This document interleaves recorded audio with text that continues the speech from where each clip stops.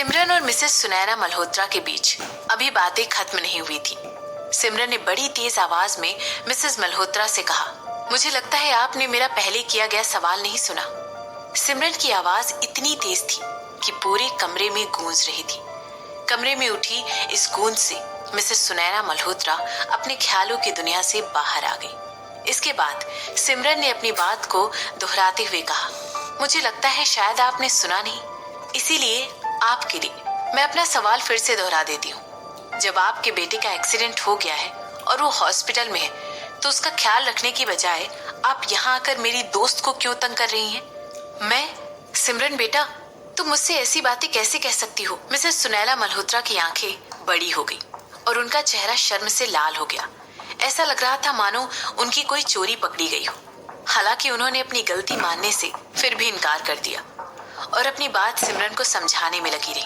उन्होंने कहा, मैं उससे तंग नहीं कर रही हूँ, हमारे बीच बस थोड़ी सी गलतफहमी हो गई है। ऐसा कहते वक्त मिसेस मल्होत्रा ने सिमरन की दोस्त कनिका की तरफ देखा, जो उन्हें दूर से खड़े होकर एक टेढ़ी मुस्कान के साथ देख रही थी। ओह, अच्छा, तो ये बात है, सिमरन ने बड़े आराम से काउच पर बैठते हुए कहा। इसके बाद सिमरन ने पूछा, तो क्या तुषार मर गया? सिमरन की ये बात सुनकर मिसेस मल्होत्रा चौंक गई और उनका गुस्सा तेजी से बढ़ गया। इसके बाद उन्होंने बड़ी जोर से कहा, सिमरन, तुम्हें मेरी इज्जत नहीं करनी है कोई बात नहीं, मगर तुम अपने फियांसे के बारे में ऐसी बकवास कैसे कर सकती हो? एक्स फियांसे, सिमरन ने मिसेस मल्होत्रा को सही करते हुए कहा। इसके बाद अपनी बात को आगे बढ़ाते हुए सिमरन ने कहा, एक्स फियांसे, आप मुझे अपने एक्स फियांसे के लिए ऐसा कहने के लिए मना नहीं कर सकती हैं। मैं बिल्कुल उसके मरने के बारे में बात कर सकती हूँ, वरना आप अपने हॉस्पिटल में पड़े बेटे की देखभाल करने की बजाय यहाँ आकर मुझे क्यों तंग करती? अभी तीसरी बार होगा कि मैं आपसे वही सेम सवाल करने जा रही हूँ। आप यहाँ क्यों आई हैं? क्या आपका बेटा मर गया है? क्या आप यहाँ पर उसके क्रियाकर्म के लिए मुझसे डोनेशन मांगने आई हैं? सिमरन को बीच में रोककर मिसेस मल्होत्रा ने कुछ कहने के लिए अपना मुंह खोला ही था कि सिमरन ने तुरंत उनका हाथ पकड़ लिया। ये सब इतना अचानक हुआ कि मिसेस मल्होत्रा के शब्द उनके मुंह में ही रह गए। इसके बाद सिमरन ने अपनी आंखें छोटी करते हुए मिसेस मल्होत्रा को घूरा और उसके होठों पर एक मुस्कुराहट आ गई। इसके बाद उसने अपनी बात को आगे बढ़ाते हुए कहा, एक और गलत जवाब और मैं आपको अपने अपार्टमेंट के बाहर फेंक दूंगी। मिसेस मल्होत्रा ने एक आह भरते हुए सिमरन की तरफ देखा। वो सिमरन के इस खतरनाक बर्ताव से बेहद शौक में थी। ये पहली बार हुआ था कि जब सिमरन ने नहीं, बल्कि ये पहली बार हुआ था कि किसी ने सिमरन को इस कदर धमकाया था कि सिमरन खुद पर काबू नहीं रख पाई थी। मिसेस मल्होत्रा के पूरे चेहरे पर सरप्राइज होने के एक्सप्रेशन थे और वहां सिमरन बड़ी आराम से अपने काउच पर बैठकर एक पांव पर अपना दूसरा पांव रखकर अपनी उंगलियों को साथ मिलाते हुए अपने घुटने पर रखकर बैठी थी। ऐसा लग रहा था कि मानो वो अपनी किसी पुरानी दोस्त के साथ कोई आम सी बातचीत कर रही हो। अगर मुझे पहले पता होता कि तुम इतनी शातिर हो, तो मैं तुम्हारी नानी माँ की रिक्वेस्ट कभी नहीं मानती। मैं ये नहीं मानती कि उन्होंने मुझसे तुम्हें मल्होत्रा खानदान की बहू बनाने के लिए किस कदर भीख मांगी थी।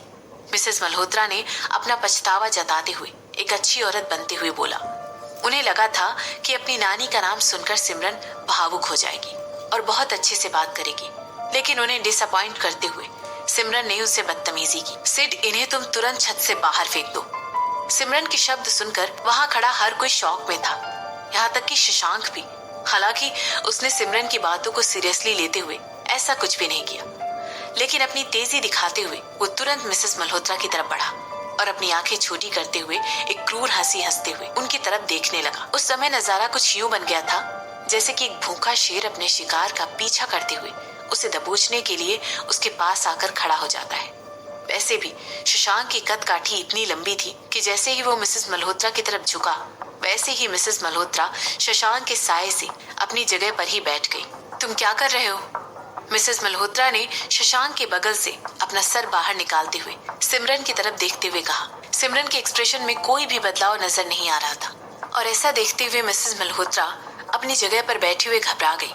उन्हें लग रहा था कि अगर वाकई में सिमरन के सिक्योरिटी गार्ड ने उन्हें इतनी ऊपर से नीचे फेंका तो उनके बचने के चांसेस ना के बराबर थे। इसके अलावा उनके परिवार में भी किसी को पता नहीं था कि वो यहाँ सिमरन से मिलने उदयपुर आई हुई है और जिस पोजीशन पर सिमरन इस समय थी उसके काफी बड़े बड़े लोगों से संबंध थे और सिमरन चाहती तो उनके जरिए बड़ी आसानी से किसी को भी पैसा खिलाकर इस बात को वहीं दबा देती। उसे इस मर्डर को आत्महत्या बनाकर बताने में भी कोई परेशानी न होती। जैसे ही शशांक ने मिसेस मल्होत्रा का दाया बाजू कसकर पकड़ा, मिसेस मल्होत्रा के चेहरे का रंग ही उड़ गया और उन्होंने अपनी जान बचाते हुए सिमरन से कहा, सिमरन मेरी बच्ची, मैं तो यहाँ बस तुम्हें ये बताने आई थी कि मेरे बेटे तुषार का एक्सीडेंट हो गया है। बस यही बताने आई थी, बस इतना ही। देखो, मैंने तुम्हारे सवाल का जवाब दे दिया। मुझे जाने दो, प्लीज मुझे जाने दो। रुको, सिमरन ने बड़ी धीरे से आलस करते हुए शशांक को रुकने के लिए कहा और शशांक ने सिमरन की बात मानते हुए मिसेस मल्होत्रा का बाजू छोड़ दिया। जाने दो उसे। जैसे ही शशांक ने सिमरन की बात सुनी, बिल्कुल एक ट्रेनिंग लेते हुए सोल्जर की तरह उसने तुरंत मिसेस मल्होत्रा को छोड़ दिया। और जैसे ही शशांक ने मिसेस मल्होत्रा को छोड़ा, वो इतनी शॉक में थी कि वो अपने घुटनों पर गिरकर रोने लग गई। देखिए, अगर आपने पहले ही मेरे सवाल का जवाब दे दिया होता। सिमरन अपनी जगह से उठी और मिसेस मल्होत्रा की तरफ बढ़ने लगी। इसके बाद सिमरन ने उनसे कहा, मैं एक बड़ी सीधी और अच्छी औरत हूँ जिससे बात करना बेहद आसान है। इसके बाद सिमरन ने आगे बढ़कर शशांक के कंधे थपथपाए और उसे एक बड़ी सी मुस्कान के साथ कहा, गुड जॉब, मैं इसके लिए बाद में तुम्हें इनाम जरूर दूंगी। और ऐसा कहते ही वो फिर से मिसेस मल्होत्रा की तरफ पलट गई। जैसे ही सिमरन शशांक की तरफ अपनी पीठ करके खड़ी हुई, उसने शशांक के उदास चेहरे पर आई हुई एक छोटी सी मुस्कान को मिस कर दिया। शशांक को देखकर ऐसा लग रहा था जैसे वो कोई छोटा सा बच्चा हो जिसे अपनी जिंदगी का पहला इनाम मिलने जा रहा हो। शशांक के चेहरे पर एक छोटी सी मुस्कान तो आ गई थी, लेकिन उसने मौके की नजाकत को समझते हुए तुरंत मुस्कुराना बंद किया और वापस से ब्लैंक एक्सप्रेशन के साथ खड़ा हो गया, जैसे कि एक बॉडीगार्ड को खड़ा होना चाहिए।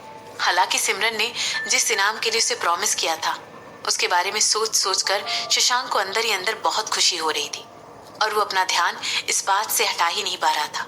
वो वहां होकर भी नहीं था। उसने एक ब्लैंक एक्सप्रेशन के साथ सामने देखना शुरू किया और अचानक ही उसे लगा, खुशी के मारे उसके कान लाल और गर्म दोनों हो गए थे। शशांक को ऐसा लग रहा था जैसे कि उसका दिल एक्साइटमेंट से भर गया हो और किसी रेसिंग बाइक की तरह रेस ट्रैक पर अपनी पूरी रफ्तार और ताकत के साथ दौड़ने लगा है। शशांक ने तुरंत अपने ख्यालों पर काबू पाया और गहरी सांस भरते हुए अपने आप को शांत किया। इसके बाद उसने अपना ध्यान बटाने के लिए अपनी आंखें सिमरन के लिविंग रूम की तरफ घुमाई। उसे लगा कि ऐसा करने से वो अपने आप पर काबू पा लेगा। गहरा ग्रे और सफेद रंग। शशांक ने अपने मन ही मन कहा, आर्टिस्टिक मॉडर्न फर्नीचर, बेहद कम आराम की चीजें और जमीन से लेकर सीलिंग तक बड़ी खिड़कियां। इस बात में कोई शक नहीं कि सिमरन को एक मॉडर्न लुक पसंद था। शशांक बड़ा जोर देकर इन बातों को बार बार बोलकर ऐसे दोहरा रहा था मानो जैसे कोई किसी स्पीच के लिए तैयारी करता है। हालांकि शशांक के अंदर अपने ही ख्यालों को लेकर एक अलग ही लड़ाई चल रही थी, लेकिन फिर भी उसने अपने चेहरे पर इसका एक भी भाव आने नहीं दिया और शांति से चुपचाप खड़ा रहा। यहाँ तक कि कनिका को भी बेहद अजीब लग रहा था कि इतना लंबा आदमी कैसे एक बुद्ध बनकर कमरे के कोने में खड़ा हुआ था। Excuse me. सिमरन की बातें सुनकर शशांक का ध्यान भटक गया और वो अपनी ख्याली दुनिया से बाहर आ गया। क्या कहा तुमने? कहा मॉडर्न लुक, सिमरन ने कहा। शशांक के एक्सप्रेशन अचानक बदल गए। अपने बॉडीगार्ड को शॉक देखकर सिमरन ने आगे कहा, खैर कोई बात नहीं। इसके बाद उसने अपना ध्यान वापस मिसेस मल्होत्रा पर दिया। मिसेस मल्होत्रा अभी भी जमीन पर बैठकर रो रही थी। अब जबकि आप पहले ही वो कह चुकी हैं, तो आप यहाँ क्यों आई थी? तो अब आप जा सकती हैं। मैंने तुषार से पहले ही कह दिया है कि हमारी शादी नहीं हो सकती है। यहाँ तक कि मैंने आप लोगों की 3 कंपनियां बचाकर पहले ही मल्होत्रा खानदान पर बहुत एहसान कर दिया है। मैंने ऐसा करके अपने हिस्से की मेहरबानी दिखा दी है, मगर ये समझने की भूल मत करिएगा कि मैंने ये सब मल्होत्रा खानदान को बचाने के लिए किया है, बल्कि जो कंपनियां मैंने मल्होत्रा खानदान से ले ली हैं वो अब मेरी हो गई हैं। मेरी नानी हमेशा कहा करती थी कि इन 3 कंपनियों को बचाया जा सकता है और मैं अपनी नानी के डिसीजन पर पूरा भरोसा रखती हूँ। आखिरकार ये सब एक बिजनेस ही तो है। वैसे भी आपके होनहार बेटे ने मेरे साथ चीटिंग की है। आपको क्या लगता है जब ये सच मैं दुनिया के सामने लेकर के आऊंगी तब क्या होगा? मैं आपको बताती हूँ। जैसे ही ये सच दुनिया के सामने आएगा, आपके गिरे हुए बेटे की तरह आपकी कंपनी के शेयर भी गिर जाएंगे। सिमरन ने कहा। जिस तरह मिसेस मल्होत्रा की आंखें ये सब सुनकर खुली की खुली रह गई थी, ऐसा लग रहा था उन्हें अपनी बेटी की करतूत के बारे में कुछ भी पता नहीं है। सिमरन ने अपनी बात को आगे बढ़ाते हुए कहा, तुषार अपनी ही कजिन बहन के साथ रिलेशनशिप में है। क्या? ये क्या कह रही हो तुम? मिसेस मल्होत्रा ने चौंकते हुए कहा। ये भी कुछ सिंपल है आंटी। कुछ देर पहले आप मुझे धमका रही थी, लेकिन अब मेरी बारी है। अगर आपने मेरे अतीत के बारे में दुनिया में किसी से भी कुछ भी कहने की कोशिश की तो मैं पूरी दुनिया में आपके बेटे की करतूतों का काला चिट्ठा खोल कर रख दूंगी। मेरे पास आपके बेटे की तस्वीरें और वीडियो भी हैं, जिन्हें मैं सबूतों के तौर पर पेश करके ये साबित कर दूंगी कि किस तरह वो सबको बेवकूफ बना रहा है। यकीन है कि ये सब कुछ जानने के बाद उसके पिता भी तुषार से नफरत करने लगेंगे। ना सिर्फ उसे मल्होत्रा कंपनी के CEO की पोजीशन से हटा दिया जाएगा, बल्कि आपके पति भी यकीनन ही उस तुषार को अपनी जायदाद से बेदखल भी कर देंगे और उसे घर से निकालकर बाहर भी कर देंगे। सिमरन ने मिसेस मल्होत्रा से कहा, इसीलिए जरा सोच समझकर आगे कदम बढ़ाइएगा मिसेस मल्होत्रा। मेरे खिलाफ जाने के पहले अच्छी तरह सोच लीजिएगा कि मैं भी आपके साथ क्या क्या कर सकती हूँ। मैं इकलौती अपनी नानी के खानदान में ऐसी बची हुई हूँ जिसने अपनी नानी के कारोबार को आगे बढ़ाकर गिल इंडस्ट्रीज को आज एक बड़े मुकाम पर पहुंचाया है। इतने सालों से अपनी नानी के साथ काम करके मैंने बहुत कुछ सीखा है और अपना एक बड़ा नाम बनाया है। अब अगर आप मेरे अतीत को एक्सपोज भी कर दें तो मुझे कोई फर्क नहीं पड़ता। ये इस बात को नहीं झुठला सकता है कि बिजनेस की दुनिया में मैं एक बड़ा नाम बन चुकी हूँ। लोग आपका ही मजाक उड़ाएंगे और बदले में मैं आपके परिवार को बर्बाद कर दूंगी। मुझे जो कहना था वो सब मैं कह चुकी हूँ। अभी आपके ऊपर है कि आप आगे क्या करना चाहती हैं। इतना ध्यान रखिएगा, मेरी कपड़े चेंज करने के आने के पहले आप यहाँ से चले जाइएगा। सिमरन ने आगे बढ़ते हुए कहा। इसके बाद वो तेजी के साथ उस कमरे से मिसेस मल्होत्रा को रोते हुए छोड़कर चली गई।